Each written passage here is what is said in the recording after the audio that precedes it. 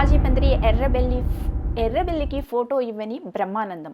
అసలు విషయం ఏంటో బ్రహ్మానందం చెప్పారు. హాస్య బ్రహ్మ, కామెడీ కింగ్ బ్రహ్మానందం గురించి ప్రత్యేకంగా చెప్పనవసరం లేదు. దశాబ్దాలుగా సినీ రంగంలో అనేక హిట్ చిత్రాల్లో నటించి తనకంటూ ఓ గుర్తింపు సంపాదించుకున్నారు. ఒకప్పుడు చేతి నిండా సినిమాలతో బిజీగా ఉండే బ్రహ్మానందం ఇప్పుడు సినిమాలు తగ్గించారు. అయితే ఇప్పుడు ఆయన పేరు సోషల్ మీడియాలో మారుమోగుతుంది.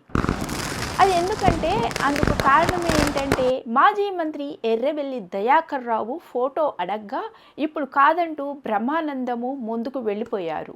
ఇందుకు సంబంధించిన వీడియో సోషల్ మీడియాలో వైరల్ అయింది.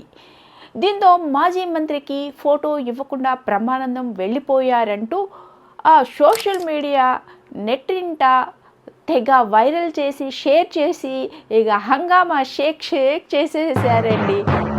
తాజాగా ఆ వివాదంపై స్పందించారు బ్రహ్మానందం. తమ మధ్య ఉన్న చనువుతోనే అలా వ్యవహరించానంటూ తెలిపారు. ఇందుకు సంబంధించిన వీడియో షేర్ చేస్తూ ఆయన విషయం చెప్పారు.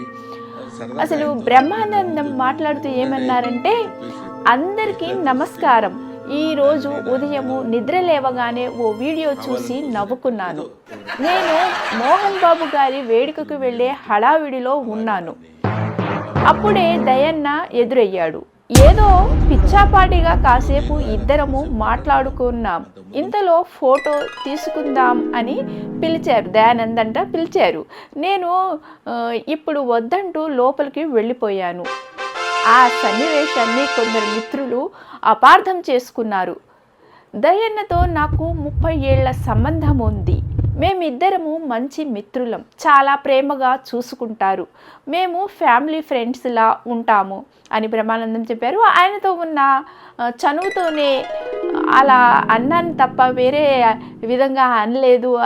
అలా అనే నేను వెళ్ళిపోయాను కానీ వేరే విధంగా అనలేదు, కావాలని తోసేయలేదు అని మీడియాలో ఏదేదో ప్రచారం చేస్తున్నారు. ఆ తర్వాత నేను ఆయన మాట్లాడుకొని ఆ వీడియో చూడగానే ఇద్దరము నవ్వుకున్నాము అని తప్పుగా అర్థం చేసుకున్నారు అని ఆయన నాతో మాట్లాడారు. ఇందుకు అపార్థాలకు తావు లేదని స్పష్టంగా బ్రహ్మానందం చెప్పారు. దయచేసి తప్పుగా అర్థం చేసుకోకండి అంటూ ఒక వీడియో రిలీజ్ చేశారు. అందులో చెప్పుకోవాల్సి వచ్చింది సంజాయిషి, అంత పెద్ద కమెడియన్ కూడా. అయితే సోషల్ మీడియాలో మాత్రం ప్రచారం బాగా జరుగుతుంది, బ్రహ్మానందంకి కళ్ళు నెత్తికెక్కాయని.